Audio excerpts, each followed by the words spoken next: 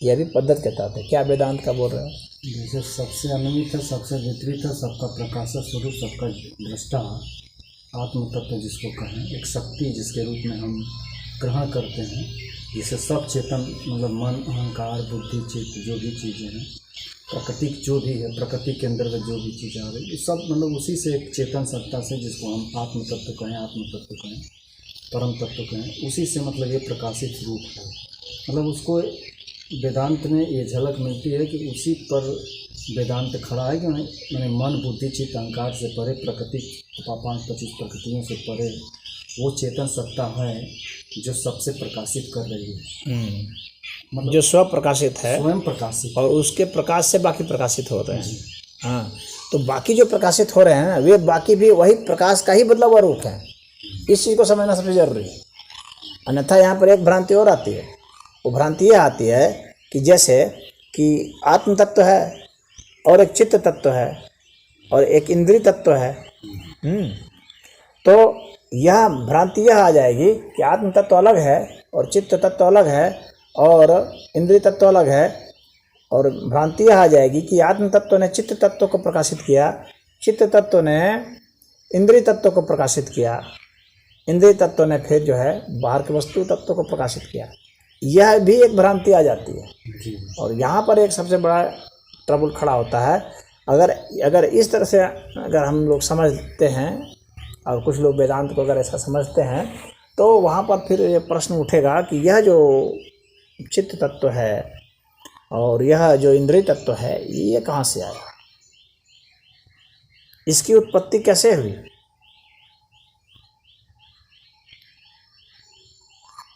एक प्रश्न यहाँ पर यह खड़ा होगा कि इसकी उत्पत्ति कैसे हुई, और उसने इसको प्रकाशित किया तो ये प्रकाशित हुआ कैसे?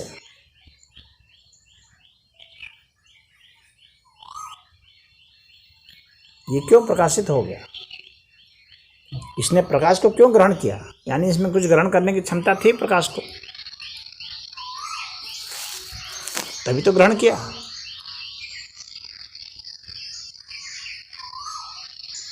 अगर सूरज का प्रकाश चंद्रमा पर पड़ा और वो चंद्रमा प्रकाशित हुआ, चंद्रमा का प्रकाश तो अपने नहीं था, सूरज का प्रकाश था, सूरज ने चंद्रमा को प्रकाशित कर दिया। लेकिन चंद्रमा सूरज के प्रकाश को इसीलिए प्रकाशित कर पा रहा है क्योंकि उसमें प्रकाशित करने का गुण है ना।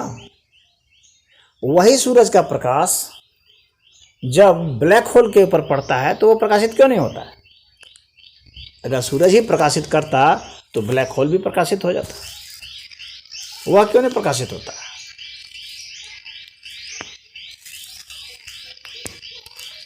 एक बहुत बड़ा प्रश्न उठता है। कोई भी चीज प्रकाशित तभी है जब वह प्रकाश को परावर्तित करता हो, तभी कोई चीज प्रकाशित है। प्रकाश आया, इससे टकराया, टकरा के लौटा, यानी इसमें लौटाने की क्षमता है, इसके कारण ही यह प्रकाशित हो पा रहा है। खुद हम समझ रहे हैं कि यह ऐसा है।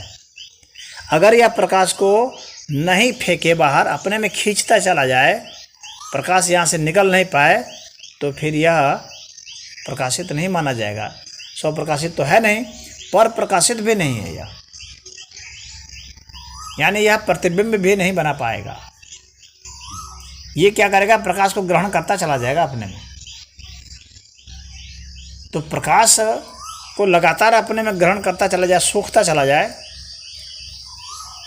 तो उसको ही ब्लैक बॉडी कहते हैं।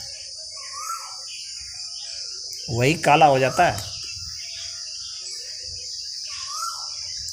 वो प्रकाश को अपने में खींच लेता है, और जो जितना ब्लैक है वो उतना ही ज़्यादा खींच रहा है, प्रकाश को सोख रहा है, उतना ही वह काला है। जो जितना काला है वो उतना ही प्रकाश को अपने में खींच रहा है। तो यह सूर्य की क्षमता सिर्फ नहीं है कि किसी को प्रकाशित करता है, यह उसकी भी क्षमता है कि वह प्रकाशित कराता है कि नहीं कराता है।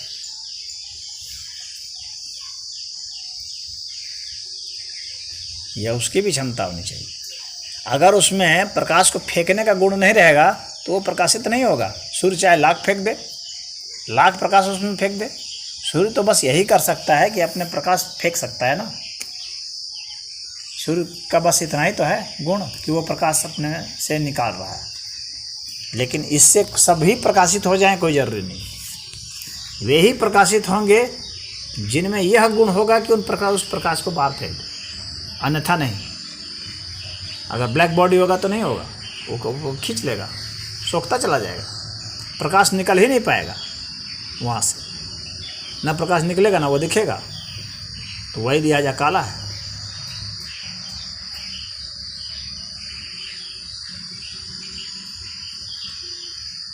तो ये जितने भी तत्व हैं अलग अलग जो दिखते हैं आत्म से भिन्न भिन्न, ये सभी आत्म के ही स्वरूप हैं। प्रकृति भी चेतन तत्व का ही स्वरूप है। उसका प्रभाव बहुत घनीभूत हो चुका है वहाँ पर, इसीलिए उतना घनीभूत होने के कारण ही उसने एक आकार धारण कर दिया। तो पहले तो वो अहम का आकार धारण करता है, क्योंकि पहले उसकी एक पहचान होती है। चेतन तत्व की कोई पहचान नहीं होती है। चेतन तत्व की पहचान नहीं होती, कोई आइडेंटिटी नहीं होती है, उसका आकार नहीं होता है, इसलिए उसको निराकार कहा जाता है। चेतन तत्व सदैव निराकार होगा। आकार जब धारण होगा तो उसकी पहचान हो जाएगी। पहचान की शुरुआत ही वहाँ से होती है, और पहचान होती है वह अहंकार होता है। जब भी पहचान होगी, व्यक्ति अपने को पहचान को बनाए रखना चाहता है, लेकिन अन्य तत्वों से क्रिया प्रक्रिया को रोक नहीं सकता, क्योंकि आकार होते ही संयोग और वियोग होगा। आकार जब भी होगा तो संयोग और वियोग होना है, और संयोग और वियोग होते ही क्या होगा कि उसका आकार बदलना है, यानी उसकी पहचान बदलनी है। सदैव पहचान बदलेगी आपकी, हर चीज़ की, चाहे लोहा हो, सोना हो, चांदी हो, प्रकाश हो, कुछ भी हो। जिसका भी आकार है उसकी पहचान बदलेगी। जिसका भी आकार है उसको क्रिया प्रक्रिया करना ही करना है। वो उसके हाथ में नहीं है कि वो क्रिया करेगा या नहीं करेगा, यह अनिवार्य है, क्योंकि एक प्रकाश, एक आकार तत्व का दूसरे आकार तत्व के साथ संयोग होगा ही, प्रभाव होगा ही, तो वो क्रिया प्रक्रिया करके कुछ न कुछ बनाता चला जाएगा। अब बनते बनते बनते बनते फिर पिंड भी बन जाएंगे, फिर और बड़े बड़े पिंड बन जाएंगे, आकार बन जाएंगे, पृथ्वी तक, सूरज, चांद, तारे, ग्रह, नक्षत्र सब बनते चले जाएंगे। इस तरह से होता है। और लेकिन है ये सब किसका ही? निराकार का ही है। अब यह एक सबसे महत्वपूर्ण है कि निराकार भाई आकार में कैसे बदला। सबसे बड़ा जो प्रश्न चिन्ह है वो यहीं पर है। उसकी क्रिया क्या है कि किससे वह बदल गया। तो निराकार तत्व का जो प्रभाव क्षेत्र है, अब निराकार तत्व का जो प्रभाव क्षेत्र है वह उस सूक्ष्म बिंदु की ओर बढ़ता है, उस सूक्ष्म काल्पनिक बिंदु की ओर जो सबसे छोटा से छोटा है। क्योंकि हम विभाजित करते करते एक ऐसी स्थिति में जाते हैं जहाँ की वो सब विभाजन नहीं संभव है, क्योंकि वो इतना सूक्ष्म हो गया विभाजन संभव नहीं। निराकार की पहली शुरुआत वहाँ से है और वहाँ जो है उसका अंतिम प्रभाव है। निराकार के अर्थ में उसका वहाँ अंतिम प्रभाव है, जहाँ वो इतना सूक्ष्म हो गया कि विभाजन की संभावना ही नहीं रह गई है। लेकिन वैसे जो सूक्ष्म तत्व हैं जो कि वहाँ पर जो अविभाज्य तत्व हो गए हैं, वैसे कई अविभाज्य तत्व जब वहाँ पर मिलते होंगे, जो कि उनकी संख्या में गिन रहा हूँ समझाने के अर्थ में, तो वे जो है वह सूक्ष्म तत्व बिंदु बना देते होंगे। उसको समझाना सबसे ज़्यादा कठिन है। इसलिए कठिन है क्योंकि जब मैं अविभाज्य बोलता हूँ तो वह असंयोज्य तत्व हो जाता है, परंतु वह निराकार तत्व का वह सबसे स्थूल तत्व है। स्थूल तत्व की बात नहीं कर रहा हूँ मैं, निराकार तत्व में वो सबसे स्थूल है जो कि अब अविभाज्य हुआ है। इस चीज़ को अगर कोई समझ जाएगा तो फिर वो समझ सकता है कि निराकार से कैसे आकार में बदलता है। ये फिलॉसफी का सबसे महत्वपूर्ण चीज़ बता रहा हूँ, जो कि कहीं किताबों में नहीं दर्ज है, नहीं कहीं ग्रंथों में नहीं मिलेगा। और इस बिंदु को यदि समझ लिया जाए तो सब कुछ हल हो जाएगा। तो इतना जो विवाद है, इतना जो विरोधाभास है, वो विरोधाभास हल हो जाए, क्योंकि हमें ये पूरा अस्तित्व जो है वो अनंत है, उसकी कहीं कोई सीमा रेखा नहीं है। तो जाहिर सी बात है कि जो तत्व, जो सबसे सूक्ष्म तत्व जो हमें मालूम पड़ा आकार का, वो सबसे कल्पना जो हम करते रहे कि ये सबसे सूक्ष्म बिंदु है, उससे जो तत्काल के रूप में जो उससे भी सूक्ष्म हो गया, जो कि विभाजित नहीं हो सकता। ऐसा नहीं है कि वो अंतिम ही निराकार तत्व हो गया, वो उसको भी अगर हम और करते जाएं तो वह भी और सूक्ष्मता में चलता चला जाएगा, कहाँ तक जाएगा उसकी कोई सीमा ही नहीं आएगी। तो अब ये जो उस तरह से भले वो निराकार है, लेकिन वह निराकार इस तरह से है, वो प्रैक्टिकल रूप से निराकार है, और इस तरह से वह निराकार है कि अब अगर उसके जैसे निराकार तत्व 2-3 मिल जाते हैं तो वह आकार के रूप में उभर जाता है, क्योंकि इतना वह छोटा है। परंतु वैसे वैसे 2-4 निराकार तत्व, मैं संख्या जानबूझ के समझाने के अर्थ में कह रहा हूँ, हालांकि इसको मैं 2-3 के रूप में नहीं कह सकता, लेकिन फिर भी समझाने के अर्थ में कह रहा हूँ कि वैसे ऐसे 2-3 अगर मिल जाते हैं, तब जो करके वो सबसे सूक्ष्म बिंदु जो हम सोच पाते हैं वैसा वह बन जाता है। यानी इनके इस विभाज्य तत्व के जिसका विभाजन संभव है, संयोज्य तत्व के जिसका संयोजन संभव है, जो यहाँ जोड़ना तोड़ना संभव है, वहाँ और जहाँ संभव नहीं है वहाँ, इन दोनों के मध्य में एक क्षेत्र है, संधि क्षेत्र एक है, जो कि निराकार और साकार वहाँ दोनों को इंटरचेंज करता है, एक तरह से बदलता है एक दूसरे को, वह संधि क्षेत्र है।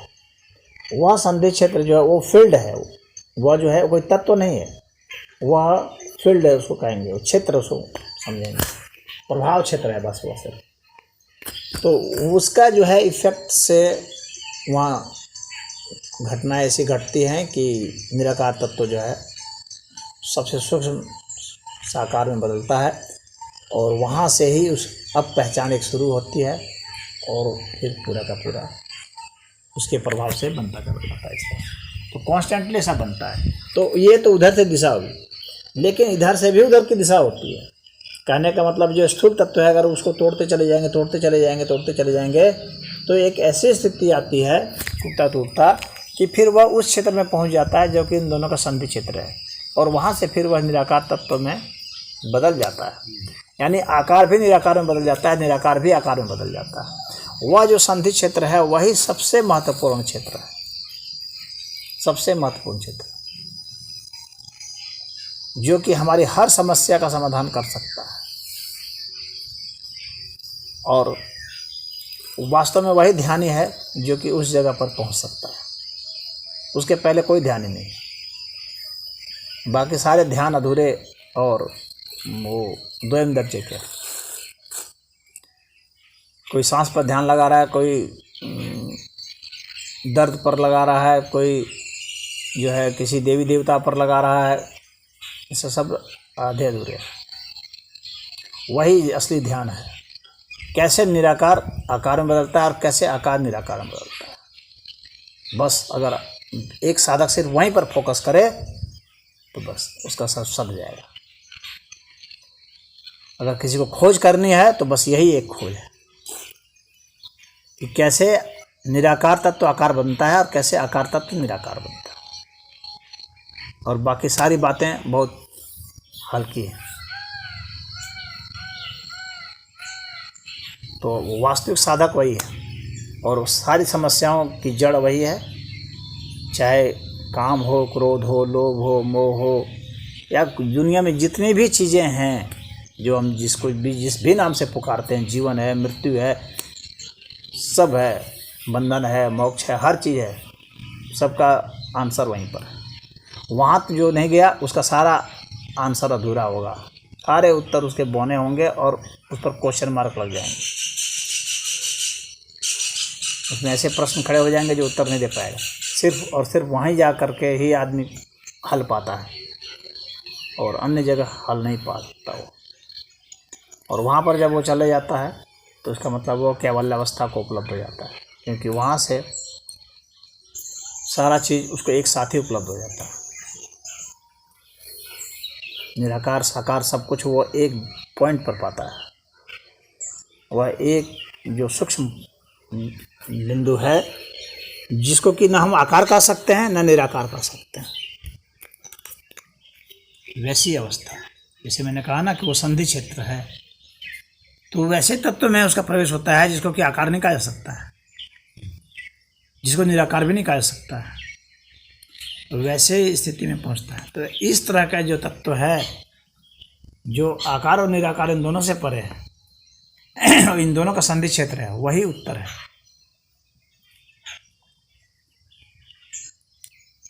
और जब तक वहाँ पर नहीं गया, उसके सारे जितने उत्तर सिखाए हैं, इन सब का कोई बहुत औचित्य नहीं है और आदमी अटक जाता है। एक प्रश्न उठा है महाराज जी कि फिर तो मन बुद्धि चित्त या शब्दों से मतलब शब्दों से परे है ना, जिससे उसको अनुभव किया जा सकता है समाधि। शब्द तो बहुत बड़ी चीज़ ना हो गई, शब्द से सूक्ष्म तो तुम्हारा वर्ण हो गया, ध्वनि हो गई, ध्वनि हो गई,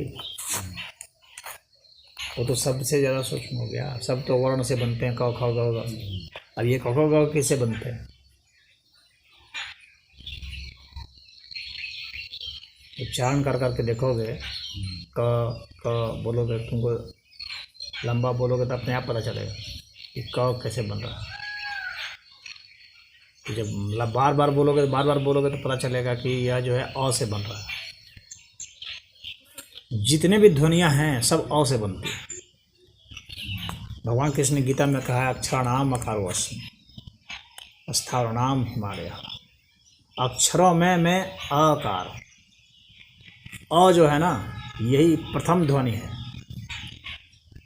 कोई भी प्राणी अ ही बोल सकता है शुरुआत में, अ से ही बाकी सब बने, क ख च ट ड ढ़ र म ल थ, जितने भी। अब इसके बाद जब अ पर पहुंचते हो, अ का उच्चारण करोगे तो फिर देखो कि ये अ किससे बना है, फिर उसकी खोज करनी पड़ेगी। बार बार अ का उच्चारण करोगे, बार बार करोगे उच्चारण कर करके पता लगाओगे कि अ किससे बना है, अ की उत्पत्ति कैसे हो रही है। क्योंकि ध्वनियों में ये सूक्ष्म ध्वनि है, इसीलिए कोई भी व्यक्ति दर्द में होता है तो आ ही करता है, कराता है। प्रथम यही है, यही बोलना है। बच्चा जन्मता है आ ही करता है। कोई भी पशु भी आ बोलेगा, चिड़िया भी आ बोलेगी, मशीन भी आ बोलेगा, कितने भी हैं सब अ ही से शुरू करेंगे। सबसे सूक्ष्म ध्वनि में जाओगे तो अ पर ही है। अ के बाद जो है ना, यहाँ जो है उसके बाद ध्वनि का लोप होता है। अ के बाद ध्वनि का लोप होता है, वहाँ पे भी तरंगे रहती हैं, ध्वनि नहीं आती, निर्ध्वनि हो जाती है। अ के सूक्ष्म तरंगों को जब महसूस करोगे, क्योंकि वे जब घनीभूत होंगे, वे सूक्ष्म तरंगें, तब अ बनती है। तो अ से सबसे करीबी जो ध्वनि है, हाँ, जो भी अ नहीं बनी है, उसको भर्तृहरि जी स्फोट कहते हैं। स्फोट वह ध्वनि है जो अभी बनी नहीं है लेकिन अब बनने वाली है।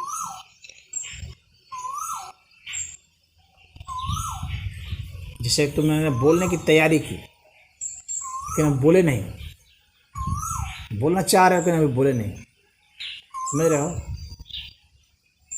लेकिन वो तरंग के रूप में तो विद्यमान है ना तुम्हारे में, तुम्हारे मन में है वह। हालांकि उसको अक्षर के रूप में भी नहीं प्रस्तुत कर पाए हो, वाणी में भी नहीं ला पाए हो, वाणी तो दूर की बात है, तुम्हारे दिमाग में भी वो अक्षर नहीं बना है, समझ रहे हो? वो ध्वनि नहीं बनी है लेकिन उसकी प्रेरणा बन गई है। तुम बोलना चाह रहे हो, इस तरह का कभी प्रयास करके देखो साधना में। अभी बोलो नहीं लेकिन बोलना चाह रहे हो, तो वह जो अवस्था होती है ना, वह स्फोट कहलाती है। जब ध्वनि के रूप में नहीं बल्कि अभी वह एक प्रेरणा के रूप में, तरंग के रूप में ही अभी है, मानसिक तरंग, बहुत सूक्ष्म मानसिक तरंग। जो कि इसको सिर्फ प्रेरणा है। अब थोड़ा सा उसमें और अन्य मांसपेशियों का जोर पड़ेगा और दिमाग का जोर पड़ेगा तो वह जो है कुछ बोलने की कोशिश कर देगा और उसमें कुछ न कुछ हो सकता है कि और जैसा कुछ निकल जाए मन में। अभी बाहर वालों के लिए नहीं, तुम्हारे लिए मैं कह रहा हूँ। जैसे मन में ही असोच दिए ना, मन में जो असोच दिए वह तुम्हारे लिए तो हो गया ना। बाहर वालों को पता नहीं है तुमने असोचा, लेकिन तुमने सोचा ना तो तुम्हारे में बन चुका है। बाहर वाले तो जब तुम उसको बोलोगे उद्गार आएगा तो बाहर जाएगा, लेकिन इस उद्गार और उस जो तुमने सोचा उसके बीच में भी समय है, उसके बीच में भी कुछ उसका वो मैसेज आया जिसने कि मांसपेशियों को उसी के हिसाब से हिलाया कि तुमने बोला। लेकिन वह जो तुम्हारे दिमाग में बना हुआ है चित्र का, जो तुम मन ही मन सोचे, उसके भी पहले की बात कह रहा हूँ, उसको स्फोट कहा है भर्तृहरि ने कि अभी वह दिमाग में भी अंक उतरा नहीं है, आया नहीं है, लेकिन वह तरंगों की प्रेरणा के रूप में है, तो वह स्फोट की अवस्था है। वहाँ उसकी उत्पत्ति होती है। उस उत्पत्ति को जो समझ जाएगा ना, वह निध्वनि को समझेगा। तरंग की उत्पत्ति, हाँ, अभी वो तरंग के रूप में है और वह भी बहुत सूक्ष्म तरंग के रूप में। तरंग के रूप में तो जब हम सोचते हैं दिमाग में वह भी है, और वहाँ से जब यहाँ आता है तो भी ये तरंग है, और जब निकलता है तभी ये तरंग है। जब हम बोलते हैं तो यह तरंग है। क्यों? क्योंकि यह अभी जो है यह शब्द नहीं बना है, इसका कोई मीनिंग नहीं है, कोई इसका अर्थ नहीं है। बोरा कोई अर्थ नहीं है। शास्त्रीय संगीत में जो आलाप किया जाता है, आलाप करते हैं ना, इसका कोई मीनिंग नहीं है, लेकिन इसमें इसको कंपित किया गया है अलग जगह पर स्ट्रेस दे करके। जैसे मान लो देखो, अलग जगह इसमें स्ट्रेस डाला गया ना, इसके कारण इसके कंपन अलग होती है। अगर इसको हम किसी मीटर में नापेंगे, सोनोमीटर में से नापेंगे, तो इसका अलग निकलेगा।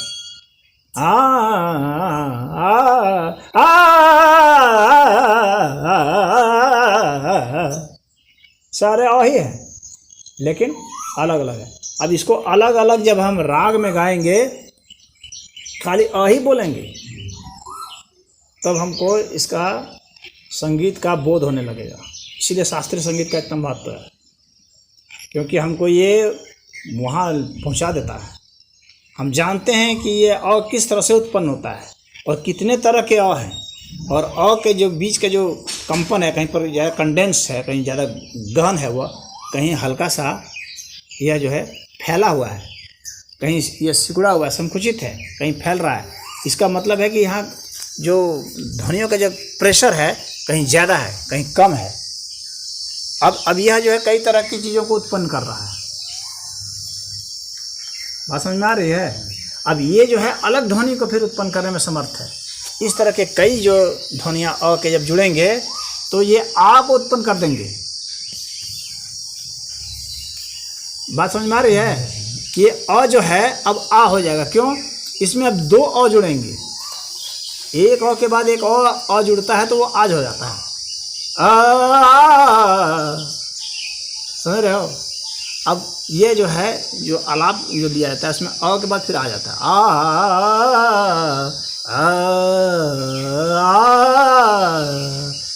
को में बदल देना है। थोड़ा सा अगर जोर लगाते हैं तो में बदलता है, फिर से बदल के फिर ई में बदलते हैं, ई के बाद ऊ बोलते सब बदलने लगते हैं। और इस तरह से ये ध्वनियों का जब निर्माण होता है तो वर्णों का निर्माण हो जाता है। फिर वे वर्ण जो हैं फिर व्यंजन बना देते हैं, क ख ग घ ढ ढ, और फिर वे सब जुड़ेंगे। ये सब और जितने स्वर जो हैं, जितने अक्षर हैं स्वर वाले, स्वर वर्ण जो है वे जो है ये जो है व्यंजन वर्ण वाले हैं, इनको चलाएंगे, इनका निर्माण करेंगे। अब ये जब निर्मित हो गए तब ये शब्द बनाएंगे। अब क और र ल मिलके करल हो गया, ट म क टमक हो गया, इस तरह से ये सब मिल करके ये बनाएंगे। अब इसके बाद फिर इनके अर्थ फिर हम निकालेंगे कि इनके अर्थ क्या होते हैं। तो फिर अब उन अर्थों को जब हम निकालते हैं, जब अर्थ निकालने लगते हैं, तब ये जो है ये ध्वनि का ऐसा स्वरूप बनता है कि अब ये पदार्थ को आकर्षित करना शुरू करेगा। अब तक तो ये ध्वनि थी, ऊर्जा थी, अब ये ऊर्जा जो है पदार्थ को इकट्ठा करेगा, वस्तुओं को। जब हम कुछ सोचते हैं, ईंट सोचते हैं, तो ईंट से एक अर्थ बनता है, ऐसा ऐसा ऐसा है, इसको ईंट कहते हैं। तो अब मुझे ईंट चाहिए, तो ईंट चाहिए ये बनेगा, उसका एक अर्थ निकलेगा। रुपया, तो अर्थ निकलेगा रुपया से ईंट मिलता है, इस तरह से बनेगा। अब उसके बाद फिर वह जा कर के मुझे वहाँ जाना है, अमुक, इस तरह से सारे शब्द का अर्थ निकलता है और उसको दिशा मिलती है, इस दिशा में है, तब वहाँ जा कर के वह ईंट लाता है। इस तरह से पदार्थ को लाता है। ये शक्ति जो है पदार्थ को फिर लाती है, यानी शक्ति का इसके साथ पदार्थ के साथ संबंध बनता है। बिना शक्ति के पदार्थ के साथ संबंध बनेगा ही नहीं। इसीलिए भाषा विज्ञान पर जिसकी पकड़ होगी, वो जो है उसको पदार्थ पर पकड़ हो जाएगी। दुनिया में जितने भी लोग पदार्थ में सक्सेसफुल हुए हैं, सारे भाषाविद रहे हैं। भाषाविद रहे हैं कहने मतलब ये नहीं कि वो लिंग्विस्टिक में जो है वो कोई डिग्री लिए हैं, कहने मतलब है उनको भाषा पर नियंत्रण रहा। जो भी बिजनेस में आगे गए हैं, देखोगे उनकी भाषा बहुत ज़बरदस्त है, उनकी पकड़ बहुत ज़बरदस्त है, कैसे संबंध बनाए जाते हैं, कैसे हर चीज़ को वो जानता है, भाषा को अच्छा से मैनेज करता है। जो बड़े बड़े नेता बने, भाषा के ऊपर मैनेजमेंट है। बड़े बड़े पत्रकार हैं, बड़े बड़े बुद्धिजीवी जिसको कहते हैं, बड़े बड़े जो डॉक्टर हैं, इंजीनियर हैं, वकील हैं, क्या इनका शब्दों के ऊपर ही मैनेजमेंट है। इनके विशेष विशेष शब्द हैं, उन शब्दों का वो खिलाड़ी बन गया है। जो जिस स्तर के शब्दों का खिलाड़ी बन गया है ना, उसी स्तर के पदार्थ को वो इकट्ठा कर पाता है। किस शब्द को कहाँ कब फिट करना है, कब क्या बोलना, कब कौन से शब्द को हम यहाँ पर रख दें कि जिसका इफेक्ट यह आ जाए, ये वो जान जाता है। उसका मैनेजमेंट नेता जानता है कि मैं किस शब्द को कहाँ पर कब कैसे बोलूँगा कि मेरे अनुकूल ये हो जाएगा। अगर उसको उसमें प्लेसमेंट करने में कुछ गड़बड़ी हो गई तो अलग प्रभाव आ जाएगा। अगर भाषा उसकी गड़बड़ाई सही तो फिर उसके साथ जो पदार्थ का संबंध था ना, उसका उस ध्वनि के साथ, तो वो गड़बड़ हो जाएगा और इसका जो है वो चुनाव हार जाएगा। समझ रहे हो? तो इस तरह से इसका ये तो ये जो है निराकार से इस तरह से ये आता है तरंगों के रूप में, फिर ध्वनियाँ आती हैं, फिर ऐसे ऐसे सब बनते हैं। और इसी तरह से हम लौटते भी हैं पीछे, हम पीछे लौट सकते हैं। ये सारा रहस्य यही है, विज्ञान यही है। देश में संगीत का बहुत महत्व है, बहुत ही ज़्यादा महत्व है, क्योंकि वो प्राथमिक ध्वनियों पर वर्क करता है। संगीत का जो काम है ना, प्राथमिक ध्वनियों पर वर्क। क्यों संगीत सुनने में अच्छा लगता है? क्योंकि वो ध्वनियों का वो जानता है कि रिपीटिशन कैसे है, छंद कैसे बन रहा है, कहाँ उतार और चढ़ाव करेंगे। तो जितनी मात्रा में, जितने समय में वह एक बार उतारता है, अगली बार भी उतने समय में उतार देता है सटीक,